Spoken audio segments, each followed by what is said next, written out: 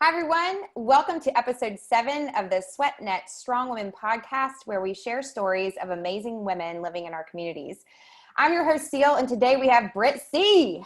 She is a dance teacher, choreographer, cycle instructor, athlete performance specialist, and to top it off, she is one of our very own Charlotte Hornets Honeybees. Welcome to the show, Britt. What's up, Cel? Oh, I'm so glad you're on here. We're going to have some fun excited. today. I'm excited. Thank you for having me. Oh, absolutely. Like, it's a thrill because for those of you who don't know, I've known Britt C for a while, and 6 years? at least 6 years. God. And yeah, I know, because we were just talking about how like time just freaking flies. Because I feel like it was just yesterday that I met you. Absolutely. Okay, so let's get started. First question I have for you, which this was something that I was really intrigued because for those of you, a lot of you probably already know Britt C and the fitness as a fitness professional in the industry, but that's not exactly what you went to school for. So how did you go from being a chemical engineer to a fitness professional?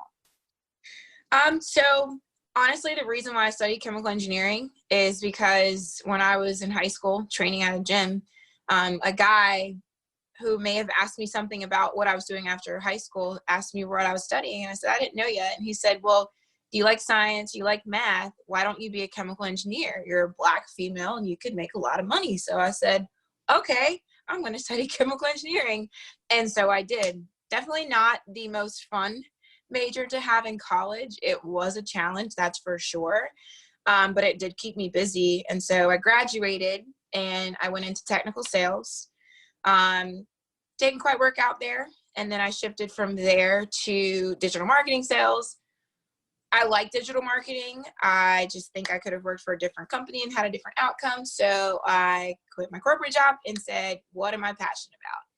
Dance and fitness is my passion. So I went back into teaching dance, which I've been teaching since I was about 12 or 13 years old, helping my teachers up until teaching my own classes. And then I taught through college. So I went back to teaching dance. And then I heard about a girl that I tried out for a dance team with. The company that she worked for was opening a studio in Charlotte. And I said, well, here we go. And so I jumped on board and started working with this company. I actually went back to school thanks to one of my old coaches and got my master's in exercise science with a focus on injury prevention, performance enhancement, and rehabilitation, because I always knew that I wanted to train athletes. I wanted to train athletes for the combine and performance improvement kind of things. So I went back to school. And then while I was in school, I started working with my dancers and all these performance things that I was learning through my master's. And fast forward to today, and I'm very thankful to say that I work on pro athletes. I work with dancers, professional, and my kid dancers. And I do a lot of corrective exercise science, which for me personally, doing what you love to do is fulfilling whenever you know that it's serving someone else and making them better. So that's kind of my little overview transition from chemical engineering to fitness. And I love it. I have to say it's like jam-packed. Like, and because I mean, you're not only stretching like yourself, you know, physically in your body, learning new things, but then it's like mentally you're stretching, and it's just in every area of your life. And I like just knowing you, like, that's awesome. And I'm so, I admire that you pushed yourself to that level, and the level that you're at now is incredible. So it was a struggle, I must say. Like, I definitely had my days where, you know, finishing master's work at 11:59, buzzer beating to get it in by 12 happened for about a year and a half during the program. And I was like, oh my gosh. And, you know, I saw the light at the end of the tunnel finally.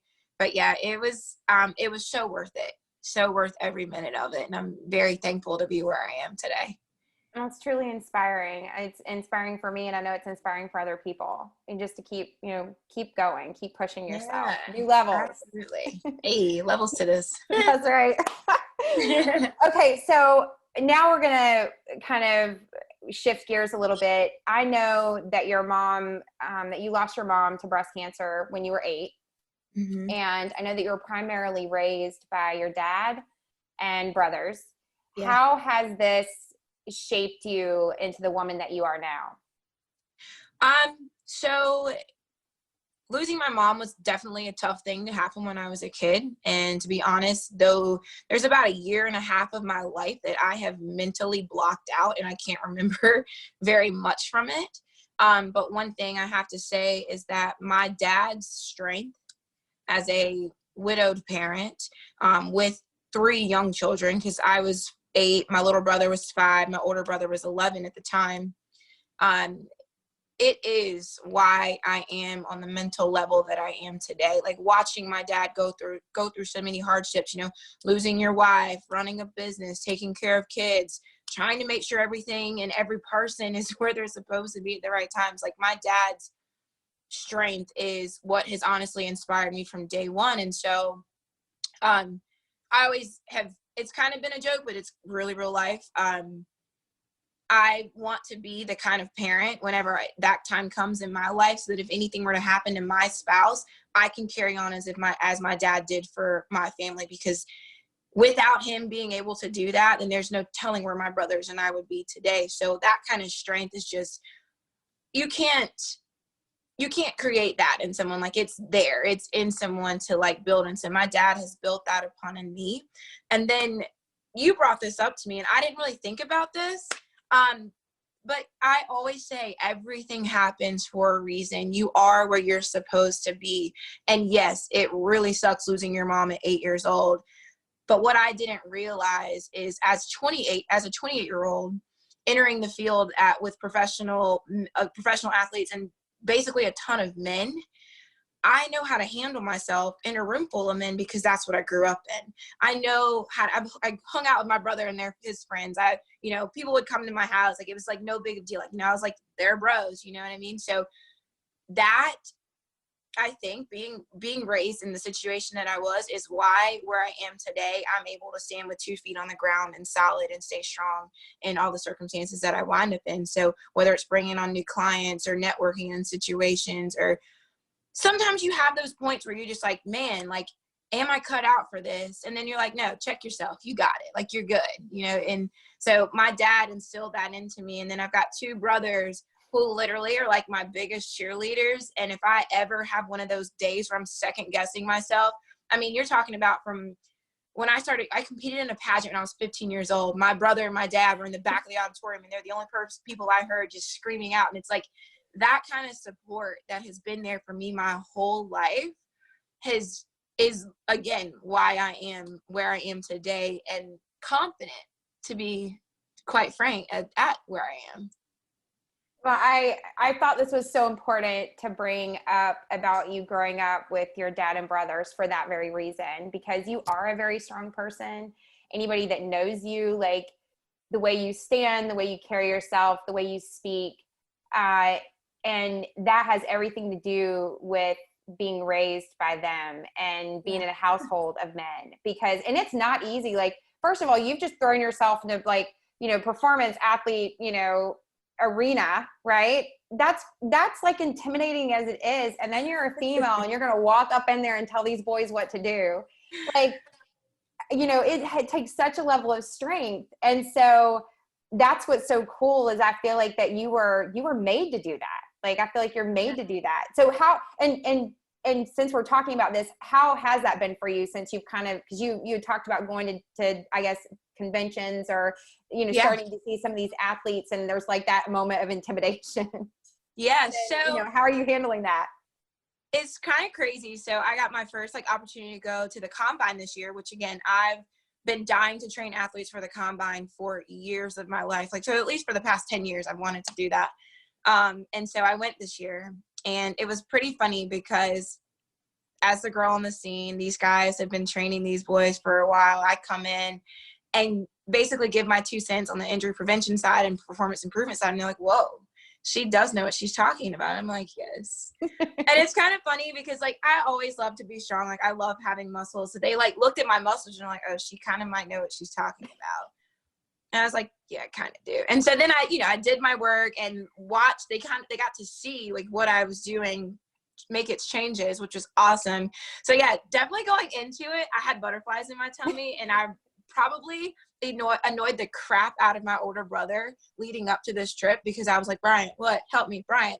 I'm thinking this, Bryant. Like, I literally was just like blowing his phone up with just questions, and honestly, some insecurities that I had that were just like eating me up inside. But like, once I got there, I was like, focus on doing what you're good at. Focus on staying in your lane. Focus on why you're here. Focus on what you know. And I did that, and it was like, oh, this was a breeze. And then I even got feedback from one of the guys I worked on, and he was like, that's the fastest I've ever ran, thanks to you. And I was like, oh, my poor heart. Like, it really like hit me kind of deep. And then, you know, during the draft, he was like making my heart pattern. I was like, oh my God, like, here he goes. Like, you know, it was literally so stressful mentally for me, but like, it definitely, like, how I was raised, like, prepared me for these things. And even now, like, when I bring on new clients, it's like that initial, like, oh, she's a female, I'm gonna see what's up. And then when I get done, I'm like, so what'd you think? He's like, oh, you really know what you're doing. You really know what you're talking about. And then I had a client today who was like, I haven't felt this great in so long. And I'm like, I kind of do know what I'm talking about. So I'm building my footing in the industry, and it's pretty dope when you hear, you know, high level athletes knowing about you. So like, you know, have people who are like, yeah, I heard that she was at the combine. I'm like, how did she know that? You know, so it's pretty dope. And so I'm kind of getting that little like gas underneath my pedal now. So I'm like ready to go, you know? Oh, that's awesome. I'm so proud of you. That's so awesome. So because of that, since we're talking about, you know, performance athletes, and we're talking about athletes, let's go ahead and talk about you being a honeybee for the Charlotte Hornets, because that's a whole nother side of you. So you have like this tough side, you know, and then we're going to switch gears, and you're going to be glammed out on the court, like rocking it out with the team. Kind of talk to me a little bit about that experience. What is it like? And I didn't really ask you this ahead of time, but what is it like being a honeybee? Like how important is that to you? Like, you know, I knew it was a dream of yours to be part of the team. Yeah. So I just got chills thinking about it, because I miss my team so much. Unfortunately, our season was the way it was. But being a honeybee is one of the most fulfilling things that I have the opportunity to do. I love to dance. I love to perform, but most importantly, being a part of an organization is so much bigger than you. Fan interaction, game day interaction, those kind of things. It's, you know, we're dancers, but we're also ambassadors for an organization. And on game day, seeing kids' smiling faces after you take a picture, just like interacting with people, like it definitely warms my heart. And then the icing on the cake is the fact that I get to dance on the court. And that is just phenomenal. I have the absolute best coach ever. And she like entertains some of my silly visions, which is, I love it about her. Yeah. She's amazing. So I couldn't ask for a better gig for something to be like that, you know, like it definitely is the opportunity of a lifetime, and I will soak up every second of it that I get. I love it. Well, I did want to kind of jump into this, because I think there's a lot of people that probably have questions about professional cheerleading, professional dancers. When people find out that you're a honeybee, do you feel like that hurts you or helps you? Like, you know what I mean? Do you know what I'm saying? Yeah. And I'm going to give you two sides. So side number one, I think when I'm looking for choreography jobs, dance jobs, me being a honeybee, that's amazing. Like studios, teachers, they love that. It's honestly a selling mechanism for me as a dance teacher and choreographer. On the other hand of my life, at the cycle studio, I kind of keep it so low key that people don't really know until they come to a game. And then like, oh shoot, that's you. And I'm like, yeah, that's me with a full face of makeup on that I will never have on at 6 a.m. in the morning at CycleBar. Sorry. But so like, that's pretty funny. But then when it comes to the performance side, I wouldn't say it quite plays against me as a performance trainer, because again, it's not necessarily like plastered on my face when I'm doing that. But it is entertaining when guys find out that I dance for the team, or like agents find out that I dance for the team, and then they want to have these conversations with me about things I don't know about. Like, okay. And then there's another side, which is my dating life. I can't tell you still how many times people have been like, oh, you're a honeybee, that's intimidating. I'm like, what? And so, yeah, that's where it hurts me is in my dating life. And at this point, I'm kind of like, all right, well, I'm just going to let whoever's got enough confidence to date an NBA dancer date me, because I don't, I like to think I'm a nice person. I have a brain. Like, it's contrary to belief when people do underestimate what dancers and cheerleaders have in their heads. I'm like, yes, like I can have a full-blown intellectual conversation with you, and I would actually prefer to have that kind of conversation with you. So yeah, that's the entertainment of what it's like to be a honeybee outside of dance world. Well, yeah, it's so funny because I've heard girls say that, the intimidation factor, and they always look puzzled. They're like, I don't understand. Like, oh, it's what? there. What's the big deal? It's because most guys aren't going to just outright tell you. I've managed to figure out why and ask the questions that make someone say, well, you're kind of intimidating. I'm like, what? What? Oh my God, nice. Small but mighty, but nice. Right. Well, and that leads into, and you kind of touched on it a little bit, but what are some misconceptions about professional cheerleaders and dancers that you feel like is something that people automatically think, or what have you experienced? People automatically think that every professional cheerleader or dancer is the most girliest of girls until they see me in a t-shirt, dress, and J's, and they're like, oh. They think that professional dancers, that's all they do. And I'm like, every single one of my teammates is either in school or has a full-time or part-time career.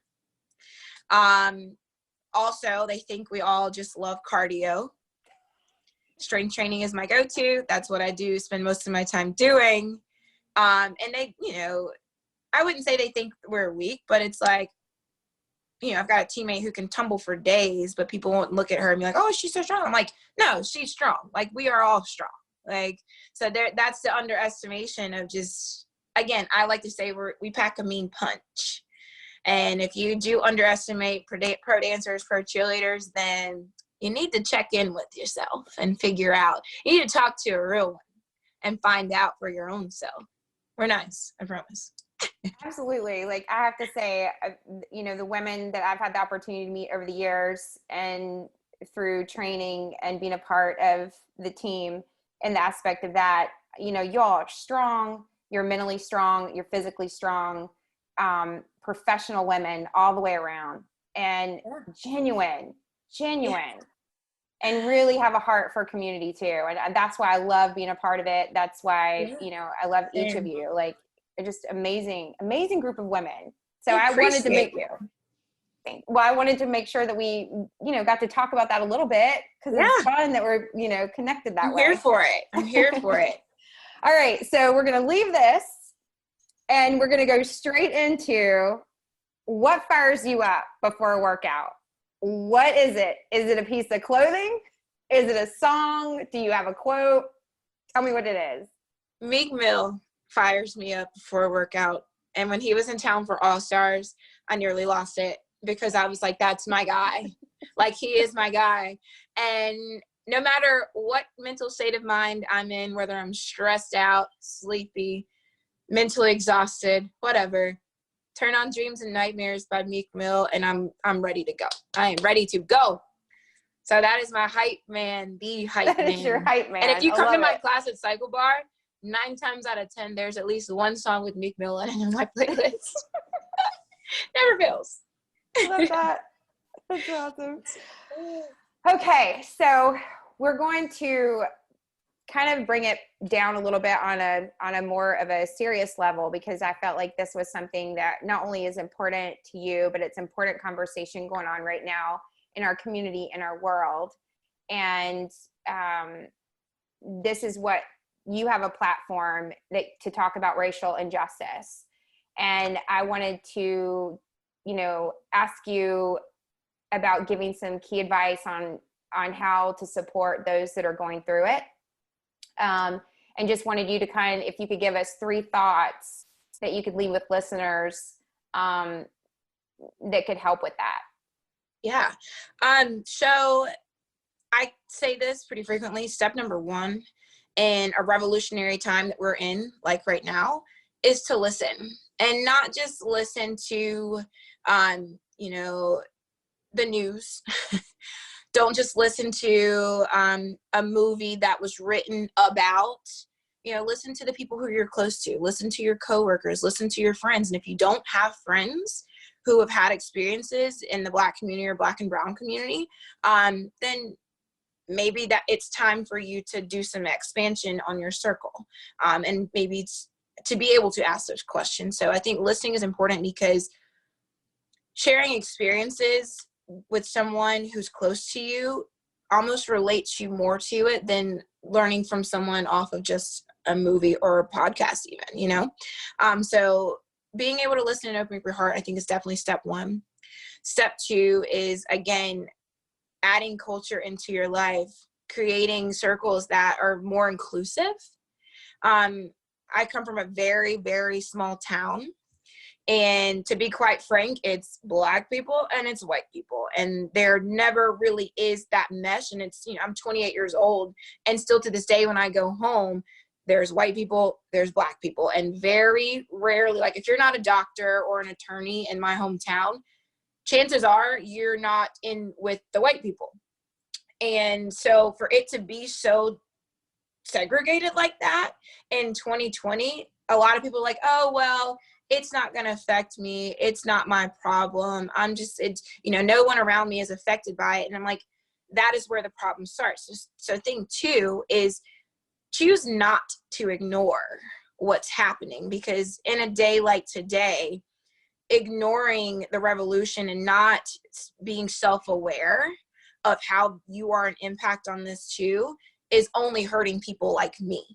And I say this, very outspokenly too, if you care about me, you are reminded that my brothers are both darker skinned males. My dad is a darker skinned male. So when people talk about losing their brothers, their fathers, their uncles, they're talking about losing people just like my brothers and my dad.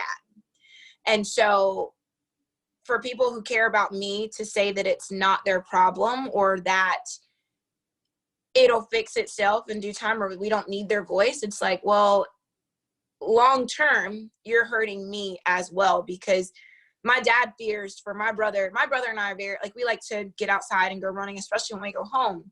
And my dad, I talked to him a couple of weeks ago, and he was like, it does work. I do worry when you and Bryant go out running.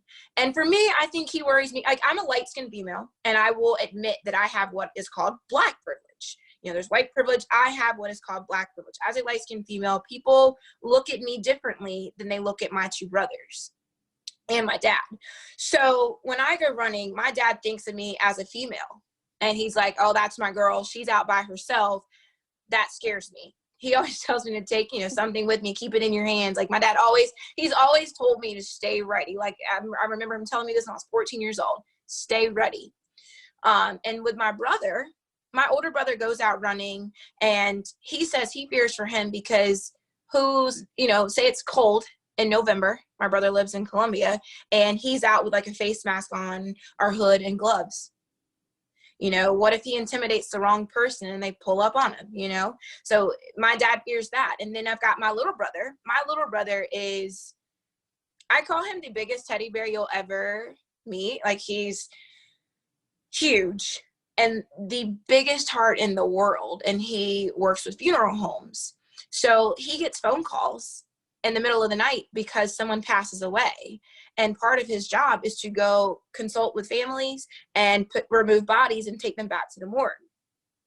So he's out at 12 o'clock at night, 2 o'clock in the morning, 3 or 4 o'clock in the morning, doing doing his work. And the number of times that my little brother has been pulled over simply for being out at that time, I wish I could count on one hand. I wish I could count on two hands. And I wish, I had him here to tell you his stories, because they just go on and on and on and on. But again, he's a big Black male and people see him as intimidating. So when people choose to ignore what's happening right now, you're choosing to ignore that those hashtags could be my family members. They could be my brothers. They could be my dad. So again, number 2, choose not to ignore. And then 3, educate, educate, educate. I'm a Black female, and I have done so much more educating, because growing up, I learned nothing about Black history. We watched the same Martin Luther King movie, which is where I also learned about Rosa Parks, every year of my elementary school life. And so Black history and actually what happened over the course of time, like I was never taught this where I grew up because we studied South Carolina history. So, and South Carolina has its own rep. So we'll go ahead and like put that out there. So what I've done because of all of this is if I'm going to speak on something, I want to educate myself. I'm not much of a book reader, so I'm not going to tell you to read books, but if you read books or find books to read, there's plenty of books out there that are about, how to handle white privilege or how to deal with, your coworkers or what it means to be Black in society. There's so many different books that can outline what life is like from a different perspective and like help you understand. Like we get that you won't ever be able to feel what we feel, but being able to open your lens and see a different side of what goes on in society is a major key. Watching movies. I watched 13th and wow, did I learn so much. It's on Netflix, and about just like how slavery ended and the 13th Amendment became the 13th Amendment, which if you watch the movie, you'll see what it does versus what we're taught that it does, if that makes sense. And then when I say listen, again, I don't mean listen to the news. I don't mean listen to or read the articles on Facebook because my goodness, they'll make you hate the world if you get too caught up in them. But again, finding things that are educational, like primary source documents. I'm such a research nerd that whenever I look to find information on something, I want to go to the source. I don't look for an article that was written way back when. I look for a document that was taken for filed purposes of like what happened and how I can affect or how things have been changed since then. So education, I think, is number 3. So opening your heart, expanding your circle, and then educating yourself is probably the 3 best things that any person, Black or white, no matter what race you are, could do while we're in a revolutionary time. And reminder that like teamwork makes the dream work. It's so cliche, but like I can't just talk to my Black friends about Black problems and how I want to change the culture of the United States because we can't do it by ourselves. So we've got to open our arms. Everybody's got to open their arms and be open to the change before it can actually happen. NASCAR is a great example. Like I have a very soft spot for NASCAR right now. And, and Team Bubba Wallace, Team Bubba Wallace, and the way that NASCAR has rallied, not just for him, but for the community, it says volumes about the organization. So again, like teamwork makes the dream work. And that there's a clip from the race on, Monday, that really like shows exactly what we mean when it says when we say stand together. It's a team effort. So yeah. All I can say is wow. Like this is this was the one thing that I wanted to ask you and open up the conversation because your heart was so evident in your Instagram posts and your story, and knowing you and the person that you are and the way that you are going about it and the way you're talking about it and the way that you're educating all of us, including myself. I'm just super appreciative and thank you for, taking time and being open. And really, you're right. It's teamwork all the way around. It's community. It's standing together. It's being united. And I just really appreciate the conversation today. It's like, this is what this podcast is all about. And it's about women that are strong and women that are standing strong in who they are. And you're such an example of that. And so I really appreciate your time today, Britt, a lot. Thank you, Cel. Thank you. So for anyone that wants to contact you, come take your class. Yeah. Talk to you about performance training. Where do they find you? Brittany MSC on Instagram. Right on. And they can just message you there as well. Just shoot me a message. Yep, my email and everything is on that profile. Right on. Yeah. Well, thank you again so much. And thank you you for joining us and tuning into the SweatNet Strong Women podcast. If you enjoyed this podcast, y'all, you need to like it. You need to share it. You can find more information about SweatNet on sweatnet.com. You can go to our Instagram at SweatNetCLT. You guys, you can follow me personally on Cel Smart. Also, I will be hosting the Be Amazing weekend here in Charlotte, October 16th and 17th. This is an all-women's weekend. This is about grabbing your girlfriends, coming out, celebrating women. To learn more about the event and how you can participate, you can go to beamazingweekend.com. And then you can also follow us on Facebook and Instagram at Be Amazing Weekend. But stay tuned next week for our next episode of SweatNet Strong Women podcast.